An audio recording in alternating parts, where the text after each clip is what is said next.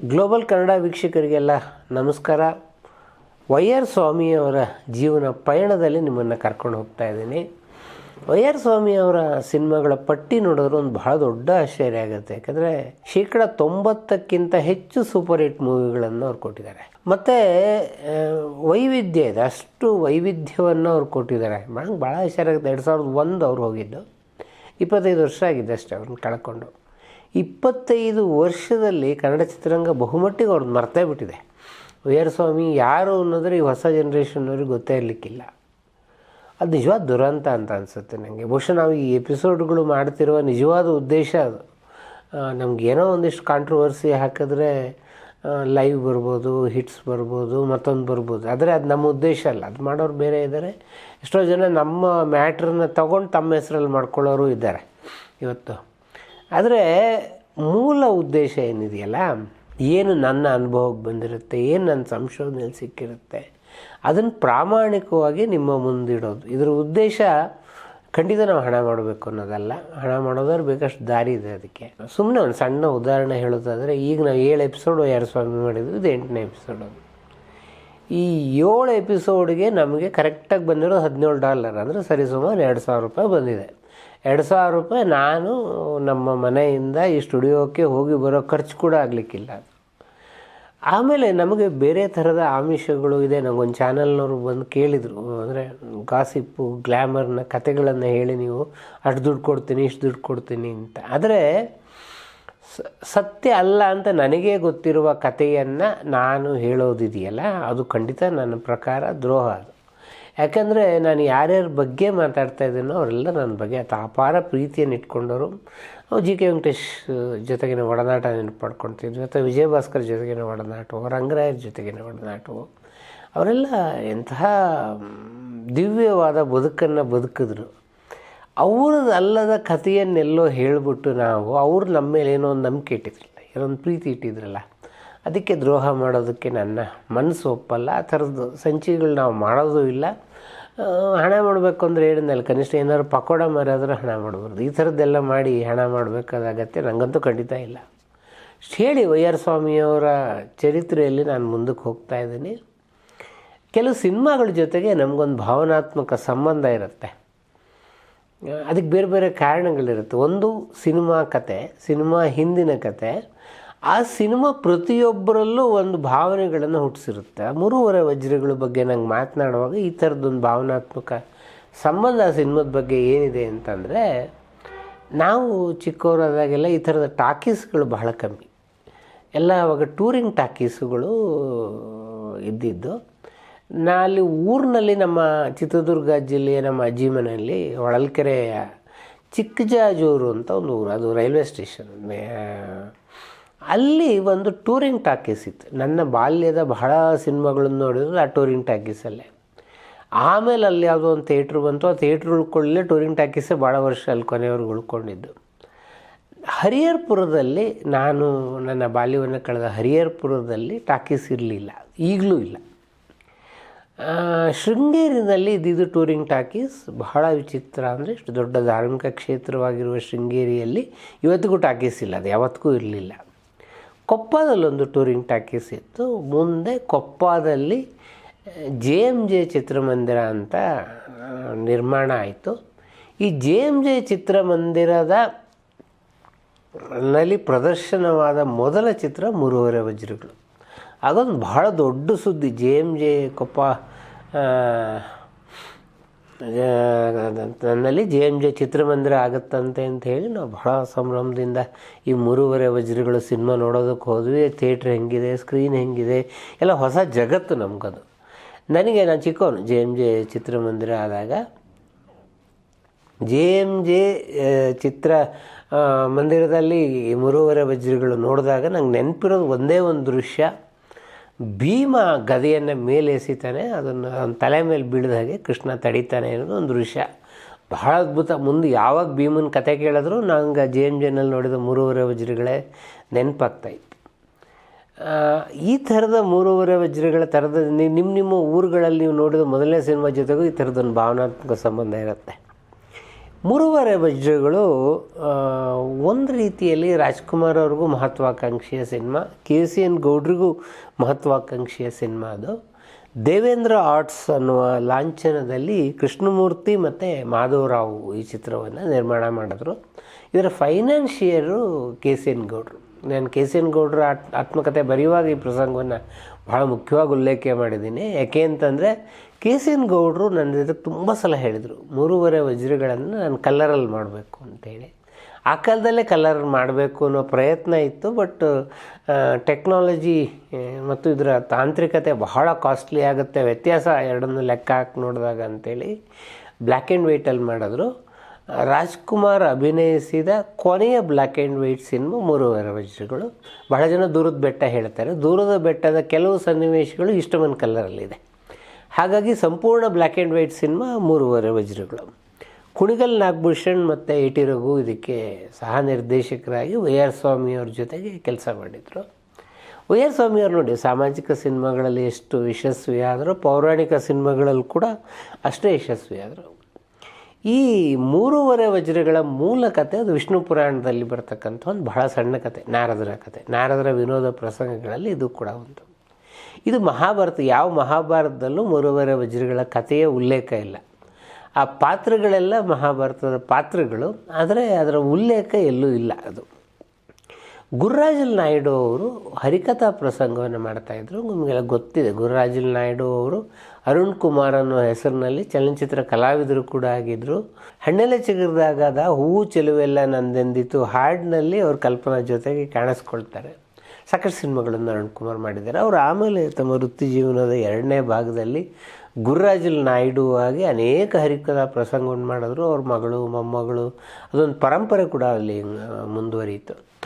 ಗುರುರಾಜಲ್ ನಾಯ್ಡು ಅವರ ಪ್ರಸಿದ್ಧವಾದ ಹರಿಕಥಾ ಪ್ರಸಂಗ ಮೂರುವರೆ ವಜ್ರಗಳು. ಆಗ ಗ್ರಾಮಫೋನ್ ಪ್ಲೇಟ್ನಲ್ಲಿ ಹರಿಕಥಾ ಪ್ರಸಂಗಗಳು ಬರೋದು. ಮೂರುವರೆ ವಜ್ರಗಳು ಈ ಥರದ ಗ್ರಾಮಫೋನ್ ಪ್ಲೇಟ್ನಲ್ಲಿ ಬಂದು ಬಹಳ ಜನಪ್ರಿಯ ಆಗಿತ್ತು. ಇದನ್ನು ಸಿನಿಮಾ ಮಾಡಬೇಕು ಅಂತ ಆರಿಸ್ಕೊಂಡು ಈ ಸಿನಿಮಾನ ಮಾಡಿದ್ರು. ಅಭಿನಯವನ್ನೇ ಬಿಟ್ಟು ಹರಿಕಥಾ ಪ್ರಪಂಚಕ್ಕೆ ಹೋಗಿದ್ದ ಗುರುರಾಜಲ್ ನಾಯ್ಡು ಅವರು ಮತ್ತೊಮ್ಮೆ ಅಭಿನಯ ಮಾಡಿದ್ದು ಮೂರುವರೆ ವಜ್ರಗಳು ಸಿನಿಮಾದಲ್ಲಿ.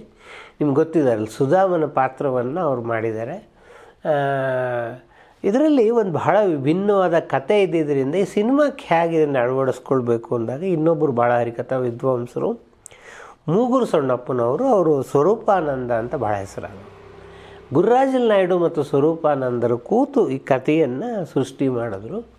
ಇದು ಕೃತವರ್ಮನ ಕತೆ, ಮೂಲತಃ ಕೃತವರ್ಮನ ಕತೆ.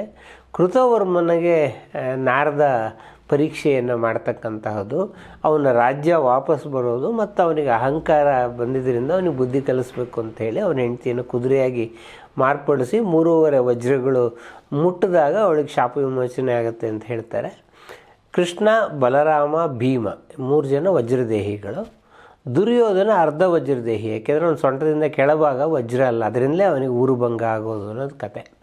ಈ ಮೂರುವರೆ ವಜ್ರಗಳು ಮುಟ್ಟಿದಾಗ ಅವಳಿಗೆ ಶಾಪ ವಿಮೋಚನೆ ಆಗುತ್ತೆ ಅನ್ನೋದು ಇದರ ಕತೆ. ಈ ಸಿನಿಮಾದಲ್ಲಿ ರಾಜ್ಕುಮಾರ್ ಅವರು ಮೊದಲು ನಾರದನ, ಯಾಕಂದರೆ ನಾರದನೇ ಇದರಲ್ಲಿ ಬಹಳ ಮುಖ್ಯವಾದ ಪಾತ್ರವನ್ನು ವಹಿಸ್ತಕ್ಕಂತಹದ್ದು, ನಾರದನ ಪಾತ್ರವನ್ನು ವಹಿಸುವುದು ನಿರ್ಧಾರ ಆಗಿತ್ತು. ಆಮೇಲೆ ಈ ಚಿತ್ರ ಬೆಳೀತಾ ಹೋದಾಗ ಕೃಷ್ಣನ ಪಾತ್ರ ಮಾಡಬೇಕು ಅನ್ನೋದು ಆ್ಯಕ್ಚುಲಿ KCN ಗೌಡ್ರಿಗೆ ಬಹಳ ಇಷ್ಟವಾದ ಕತೆ ಅದು. ಆದ್ದರಿಂದ ಕೃಷ್ಣನ ಪಾತ್ರವನ್ನು ಕೂಡ ರಾಜ್ಕುಮಾರ್ ಅವರು ಈ ಸಿನಿಮಾದಲ್ಲಿ ಮಾಡ್ತಾರೆ. ಇನ್ನೊಂದು, ನಾನು ಮಂಜುಳಾ ಅವರ ಎಪಿಸೋಡ್ ಮಾಡುವಾಗ ಹೇಳಿದ್ದೆ, ಅವರು ಟೌನ್ ಹಾಲ್ನಲ್ಲಿ ಸೀತಾ ಪರಿತ್ಯಾಗದ ಪ್ರಸಂಗವನ್ನು ಮಾಡುವಾಗ ಅಣ್ಣವರವ್ರನ್ನ ನೋಡಿ ಇಷ್ಟಪಟ್ಬಿಟ್ಟು ಮೂರುವರೆ ವಜ್ರಗಳು ಸಿನಿಮಾದಲ್ಲಿ ಅಭಿನಯಿಸೋದಕ್ಕೆ ಕರೆದರು. ವಿಶೇಷ ಅಂತಂದರೆ ಆಗ ಏನು ಪಾದಾರ್ಪಣೆ ಮಾಡ್ತಿದ್ದ ಮಂಜುಳಾ ಅವರು ಸತ್ಯಭಾಮೆ ಪಾತ್ರವನ್ನು ಮಾಡ್ತಾರೆ. ಆಗಾಗಲೇ ಸ್ವಲ್ಪ ಅನುಭವಿ ನಟಿಯಾಗಿದ್ದ ಆರತಿಯವರು ರುಕ್ಮಿಣಿ ಪಾತ್ರವನ್ನು ಮಾಡ್ತಾರೆ. ಭಾಳ ಮುಖ್ಯವಾದ ಪಾತ್ರ ಕೃತವರ್ಮನ ಪಾತ್ರವನ್ನು ಶ್ರೀನಾಥ್ ಮಾಡ್ತಾರೆ. ಜಯಂತಿ ಸತ್ಯವತಿ, ರಮೇಶ್, ಹಳೆಯ ರಮೇಶ್ ಅವರ ಅರ್ಜುನನ ಪಾತ್ರ, ರಾಜಾಶಂಕರ್ ಬಲರಾಮ, ಆಮೇಲೆ ವಜ್ರಮುನಿ ದುರ್ಯೋಧನ. ಅದು ನೀವು ಬಹುಶಃ ನಿಮಗೆ ದುರ್ಯೋಧನನ ಬೇರೆ ಬೇರೆ ನೋಡಿರ್ಬೋದು, ಇದರಲ್ಲಿ ಬಹಳ ಕಮ್ಮಿ ದುರ್ಯೋಧನ ಬಂದೋಗೋ ಪ್ರಸಂಗ. ಆದರೆ ಎಷ್ಟು ಅಮೋಘವಾಗಿ ವಜ್ರಮುನಿಯ ದುರ್ಯೋಧನನ್ನು ಜೀವಿಸಿದ್ದಾರೆ ಅಂತ ಅನ್ನೋದು ಬಹಳ ವಿಶಿಷ್ಟವಾದಂಥ ಸಂಗತಿ ಇದು. ಈ ಸಿನಿಮಾಕ್ಕೆ ಆರ್ ಸುದರ್ಶನಂ ಅವರು ಸಂಗೀತ ಕೊಟ್ಟಿದ್ದರು. ಆರ್ ಸುದರ್ಶನಂ ಮತ್ತು ಆರ್ ಗೋವರ್ಧನಂ ಇಬ್ಬರು ಅಣ್ಣ ತಮ್ಮ. ಅವರಿಬ್ಬರು ಗುಬ್ಬಿ AVM ಸಂಸ್ಥೆಯಲ್ಲಿ ಸಂಗೀತ ಮೇಷ್ಟ್ರುಗಳು, ಅಲ್ಲಿ ಕಾಂಟ್ರಾಕ್ಟ್ ಆಗಿ ಗಾಯಕರನ್ನು ತಗೊಳ್ಳೋರು. ಇವರು ಪಾಠ ಮಾಡೋರು, ಸಂಗೀತ ಪಾಠ. ಬೇಡ್ರ ಕಣ್ಣಪ್ಪ ಚಿತ್ರಕ್ಕೆ ಇವರಿಬ್ಬರು ಸಂಗೀತ ಕೊಟ್ಟಂಥವರು. ಮತ್ತು ತೆಲುಗಿನಲ್ಲಿ ಅನೇಕ ಪೌರಾಣಿಕ ಸಿನಿಮಾಗಳಿಗೆ ಆರ್ ಸುದರ್ಶನಂ ಬಹಳ ಸೊಗಸಾದ ಸಂಗೀತವನ್ನು ಕೊಟ್ಟಿದ್ದಾರೆ. ಹಾಗಾಗಿ ಆರ್ ಸುದರ್ಶನಂ ಇರಲಿ ಅಂಥೇಳಿ ಆಯ್ಕೆ ಮಾಡ್ಕೊಂಡಿದ್ರು. ಆರ್ ಸುದರ್ಶನಂ ಇದರಲ್ಲಿ ತುಂಬ ಒಳ್ಳೆಯ ಹಾಡುಗಳನ್ನು ಕೊಟ್ಟಿದ್ದಾರೆ. ಇವರಿಬ್ಬರು ಅಪ್ಪ ಮಗ, ಚಿ ಸದಾಶಿವಯ್ಯ ಮತ್ತು ಚಿ ಉದಯಶಂಕರ್ ಇಬ್ಬರು ಕೂಡ ಇದಕ್ಕೆ ಹಾಡುಗಳನ್ನು ಬರೆದಿದ್ದಾರೆ. ಯಾಕಂದರೆ ಇದು ಮೊದಲು ಆರಂಭ ಹೋದಾಗ ಚಿ ಸದಾಶಿವ ಕೆಲವು ಹಾಡನ್ನು ಬರೆದರು. ಎರಡನೇ ಸಲ ಈ ಸಿನಿಮಾ ಆಗುವ ಸಂದರ್ಭದಲ್ಲಿ 1973ರಲ್ಲಿ ಬಿಡುಗಡೆ ಆಗಿದ್ದು. ಅಷ್ಟೊತ್ತಿಗೆ ಸದಾಶಿವಯ್ಯನವರು ಹಾಡುಗಳನ್ನು ಬರೆಯೋ ಸ್ಥಿತಿಯಲ್ಲಿ ಇರಲಿಲ್ಲ. ಸಂಭಾಷಣೆ ಮತ್ತು ಹಾಡುಗಳನ್ನು ಉದಯಶಂಕರ್ ಅವರೇ ಬರೀತಾರೆ. ಇದರಲ್ಲಿ ಕೃಷ್ಣ ಎಂದರೆ ಭಯವಿಲ್ಲ ಬಹಳ ಪ್ರಸಿದ್ಧವಾದಂಥ ಹಾಡದು. ಅದು ಸುಧಾಮನ ಹಾಡದು. ಇದರಲ್ಲೊಂದು ಬಹಳ ಪ್ರಸಿದ್ಧವಾದಂಥ ಮತ್ತು ನಂಗೆ ಬಹಳ ಪ್ರಿಯವಾದ ಹಾಡು ಯೇಸುದಾಸ್ ಹಾಡು. ಯೇಸುದಾಸ್ ಅವರ ಕಂಠಕ್ಕೆ ಒಂದು ಬಹಳ ದೊಡ್ಡ ಗಾಂಭೀರ್ಯತೆ ಇದೆ. ಉದಯಶಂಕರ್ ಬರೆದಿರೋ ಹಾಡಿದು. ಸತಿಯು ಬಂದಳು ತನ್ನ ಪತಿಯಾಜ್ಞೆಯಂತೆ, ದಹಿಸುತ್ತಿರೆ ಮನವನ್ನು ನೂರಾರು ಚಿಂತೆ, ಸರ್ಪದ ಹೆಡೆ ತುಳಿದು ಬೀತಳಾದಂತೆ, ನಡುಗುತ್ತಾ ಬೇಡಿದಳು ಧರಣಿಯನ್ನು ಕಾಂತೆ ಅಂತ ತುಂಬ ಅದ್ಭುತವಾದಂಥ ಹಾಡಿದು. ಇದರ ಪ್ರಸಂಗ ಕೂಡ ಭಾಳ ವಿಶಿಷ್ಟವಾಗಿದೆ. ಕೃತವರ್ಮನ ಹೆಂಡತಿಯನ್ನು ಇರುಳು ಸೇವೆಗೆ ಬಾಕಂತ ನಾರದ ಕರೆದಿರ್ತಾನೆ. ಅವಳು ಗಂಡ ಹೇಳಿದಾನೆ ಹೋಗಬೇಕು. ಅದು ಇರುಳು ಸೇವೆ ಅಂದರೆ ಏನು? ಇದು ಸಂದಿಗ್ಧ. ಇದು ಅವಳು ಬರ್ತಾಳೆ, ರಾತ್ರಿ ನಿಂತ್ಕೊಳ್ತಾಳೆ, ಅವಳು ಪೂರ್ತಿ ಕಣ್ಣು ಮುಚ್ಚಿರ್ತಾನೆ. ಇನ್ನೇನು ಸೂರ್ಯ ಬೆಳಕಾಯಿತು ಅಂತ ಅವಳು ಹೊರಡ್ತಾಳೆ. ಆ ಹೊರಡುವ ಸಂದರ್ಭದಲ್ಲಿ ನೀನು ಚಂಚಲೆಯಾಗಿದೆಯಾ, ಕುದುರೆ ಆಗು ಅಂತ ಶಾಪ ಕೊಡ್ತಾನೆ ಅವನು. ಇದು ಇಡೀ ಸಿನಿಮಾದ ಬಹಳ ಮುಖ್ಯವಾದ ಸನ್ನಿವೇಶ ಇದು. ಇದರಲ್ಲಿ ಇಡೀ ಸನ್ನಿವೇಶವನ್ನು ಈ ಹಾಡು ಕಟ್ಟಿಕೊಡುತ್ತೆ. ಜಯಂತಿಯವರು ಕೂಡ ಬಹಳ ಅದ್ಭುತವಾದ ಅಭಿನಯ ಕೊಟ್ಟಿದ್ದಾರೆ. ಅಣ್ಣವರು ಕೂಡ ಅಷ್ಟೇ ಒಳ್ಳೆಯ ಅಭಿನಯ ಕೊಟ್ಟಿದ್ದಾರೆ ಇದಕ್ಕೆ. ಜೊತೆಗೆ ಯೇಸುದಾಸ್ ಅವರ ಕಂಠ, ನಾನು ಬಹುಶಃ 3 ವಜ್ರಗಳು ಅಂದಾಗ ನೆನಪು ಮಾಡ್ಕೊಳ್ಳೋದು ಈ ಹಾಡನ್ನು. 3 ವಜ್ರಗಳಲ್ಲಿ ಬಹಳ ಟೆಕ್ನಿಕಲ್ ಶಾಟ್ಸ್ ತುಂಬ ಅದ್ಭುತವಾಗಿದ್ದಂತಹ ಸಿನಿಮಾ ಇದು. ಇದರಲ್ಲಿ ಚಾಮುಂಡೇಶ್ವರಿ, ಕಂಠೀರವ ಮತ್ತು ಮೈಸೂರಿನ ಪ್ರೀಮಿಯರ್ 3 ಕಡೆ ಇದಾಯಿತು. ಇದರ ಒಂದು ನೃತ್ಯ ಭಾಗವನ್ನು ಬೆಂಗಳೂರಿನ ಪುರಭವನದಲ್ಲಿ ಶೂಟಿಂಗನ್ನು ಮಾಡಿದ್ರು. 3 ವಜ್ರಗಳು ಬಹಳ ಚಾರಿತ್ರಿಕವಾಗಿ ಗೆದ್ದಂತಹ ಸಿನಿಮಾ ಮತ್ತು ವೈಆರ್ ಸ್ವಾಮಿಯವರಿಗೂ ಕೂಡ ಬಹಳ ತೃಪ್ತಿ ತಂದು ಕೊಟ್ಟಂಥ ಸಿನಿಮಾ. ಅಣ್ಣವ್ರಿಗೆ ಕೂಡ ಇಷ್ಟವಾದ ಸಿನಿಮಾ. ಅಣ್ಣವರು ಈ ಸಿನಿಮಾದ ನಾರದನ ಪಾತ್ರವನ್ನು ಮತ್ತೆ ಬಹಳ ಸಲ ನೆನಪು ಮಾಡ್ಕೊಳ್ತಾನೆ ಇದ್ದರು. ವೈಆರ್ ಸ್ವಾಮಿಯವರು ತಮ್ಮ ವೃತ್ತಿ ಜೀವನದ ಕೊನೆಯ ಭಾಗದಲ್ಲಿ ಒಂದು ಅಣ್ಣವ್ರ ಸಿನಿಮಾ ಮಾಡಬೇಕು ಅಂತ ಇಷ್ಟಪಟ್ಟರು. ಅಣ್ಣವ್ರು ಸಾಮಾನ್ಯಕ್ಕೆ ಸೆಲ್ಫ್ ಪ್ರೊಡಕ್ಷನ್ ಮಾಡ್ತಾ ಇದ್ದ ಕಾಲದಲ್ಲಿ ಕೂಡ ಹೀಗೆ ಯಾರು ಹಳಬರು ಕೇಳಿದ್ರು ವಾದಿರಾಜಿಗೆ ಕೊಟ್ಟಿದ್ರು ಅವರು. ಆ ಥರದಲ್ಲಿ ವೈಆರ್ ಸ್ವಾಮಿಯವರಿಗೊಂದು ಕಾಲ್ ಶೀಟನ್ನು ಕೊಟ್ಟು ಸೃಷ್ಟಿಯಾದಂಥ ಸಿನಿಮಾ ಅಪೂರ್ವ ಸಂಗಮ. ಬಹುಮಟ್ಟಿಗೆ ಅಣ್ಣವರು ರಿಮೇಕ್ ಮಾಡೋದನ್ನು ನಿಲ್ಲಿಸ್ಬಿಟ್ಟಿದ್ರು. ಇವರು ಜಾನಿ ಮೇರನ ಕಥೆಯನ್ನು ಇಟ್ಕೊಂಡು ಬಂದಾಗ ವೈಆರ್ ಸ್ವಾಮಿಯವರಿಗಾಗಿ ಅಣ್ಣವರು ಇದನ್ನು ಒಪ್ಕೊಂಡ್ರು. ಆಮೇಲೆ ಇದೊಂದು ಚರ್ಚೆ ಆಗ್ತಾ ಇರುತ್ತೆ, ಅಣ್ಣವರು ಯಾವುದೇ ರಿಮೇಕ್ ಮಾಡೇ ಇಲ್ಲ ಅಂತ ಕೆಲವರು, ಯಾವ್ದು ಮಾಡಿದ್ದಾರೆ ಅಂತ ಕೆಲವರು. ಆದರೆ ಅಣ್ಣವ್ರು ಮಾಡಿದ ರಿಮೇಕ್ ಸಿನಿಮಾಗಳನ್ನು ಒಂದು ನೀವು ಗಮನಿಸ್ಬೋದು, ಯಾವ ರಿಮೇಕ್ ಕೂಡ scene to scene, frame to frame copy ಅಲ್ಲ. ಅದು ಕನ್ನಡಕ್ಕೆ ಬಂದಿರೋದು ಸ್ವತಃ ಅಣ್ಣವರೇ ಅದನ್ನು ಹೇಳೋರು. ನಾನು ಏಕ್ತಾ ಸದಾಶಿವ ಬಗ್ಗೆ ಹೇಳ್ತಾ ಇದ್ದೀನಿ. ಅದು ಬಂಗಾರದ ಪಂಜರ ಅಂತ ಸಿನಿಮಾ ಮಾಡಿದಾಗ ದಾದಾ ಸಾಹೇಬ್ ಕೊಂಡ್ಕೆ ಅವರೇ ಅದನ್ನು ಬಂದು ನೋಡಿ, ಇಲ್ಲ ಅದು ಮೂಲಕ್ಕಿಂತಲೂ ಇದು ಎಷ್ಟೋ ವಿಭಿನ್ನವಾಗಿದೆಯಲ್ಲ, ಅಲ್ಲಿ ಬರೀ ತಮಾಷೆಗೆ ಮಾಡಿದ್ವಿ, ಇವರೊಂದು ಸಾಮಾಜಿಕ ಹಿನ್ನೆಲೆ ತೊಗೊಂಡು ಬಂದಿದ್ದಾರೆ, ಭಾವನಾತ್ಮಕತೆಯನ್ನು ತಂದಿದ್ದಾರೆ ಅಂತ ಹೇಳಿದ್ರು. ಬಹುಶಃ ಯಾವಾಗಲಾದ್ರು ಸಮಯ ಇದ್ದರೆ ಅಣ್ಣವ್ರ ರಿಮೇಕ್ ಸಿನಿಮಾಗಳ ಬಗ್ಗೆನೇ ಒಂದು ಎಪಿಸೋಡ್ ಮಾಡ್ಬೋದು. ಅಷ್ಟು ವೈವಿಧ್ಯ ಮತ್ತು ಅಷ್ಟು ವಿಷಯಗಳಿದೆ ಆ ವಿಷಯದ ಕಾರಣಕ್ಕೆ.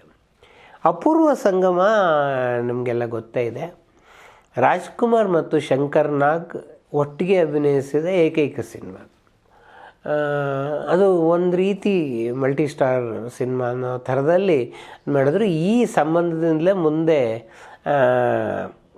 ಒಂದು ಮುತ್ತಿನ ಕಥೆಯನ್ನು ಶಂಕರ್ ನಾಗ್ ನಿರ್ದೇಶನ ಮಾಡೋದಕ್ಕೆ ಸಾಧ್ಯ ಆಯಿತು. ಅಂಬಿಕಾ ಪಂಡ್ರಿಬಾಯಿ, ವಜ್ರಮುನಿ, ಬಾಲಕೃಷ್ಣ, ರೂಪ ಚಕ್ರವರ್ತಿ ಇದ್ದರು. ಕುಂದಾಲಿ ಸತ್ಯ ಅವರು ಇದರ ಸಹ ನಿರ್ದೇಶನವನ್ನು ಮಾಡಿದರು. ಇದರ ಬಹಳ ವಿಶೇಷ ಏನು ಅಂತಂದರೆ, ಸಾಮಾನ್ಯಕ್ಕೆ ವೈ ಆರ್ ಸ್ವಾಮಿಯವರ ಸಿನಿಮಾಗಳಲ್ಲಿ ಮಧುಸೂದನ್ ಛಾಯಾಗ್ರಹಣ ಮಾಡ್ತಾ ಇದ್ದಿದ್ದು. ಈ ಸಿನಿಮಾಕ್ಕೆ ಬಿ ಸಿ ಗೌರಿಶಂಕರ್ ಅವರು ಛಾಯಾಗ್ರಹಣ ಮಾಡ್ತಾರೆ. ಬಹಳ ವಿಭಿನ್ನವಾಗಿ ಛಾಯಾಗ್ರಹಣ ಕೂಡ ಮಾಡಿದ್ದಾರೆ.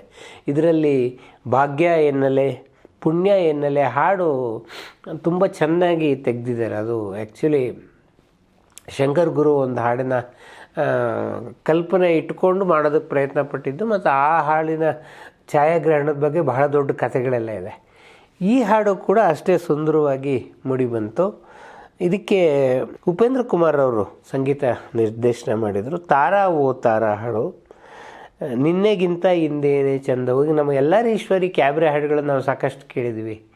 ವಾಣಿ ಜಯರಾಮ್ ಬಹಳ ಅಪರೂಪಕ್ಕೆ ಕನ್ನಡದಲ್ಲಿ ಅಪರೂಪದ ಕ್ಯಾಬ್ರೆ ಹಾಡುಗಳನ್ನು ಹಾಡಿದ್ದಾರೆ. ಅದರಲ್ಲಿ ನಿನ್ನೆಗಿಂತ ಹಿಂದೆ ಚಂದ ಹಾಡು ತುಂಬ ಡಿಫ್ರೆಂಟಾಗಿದೆ.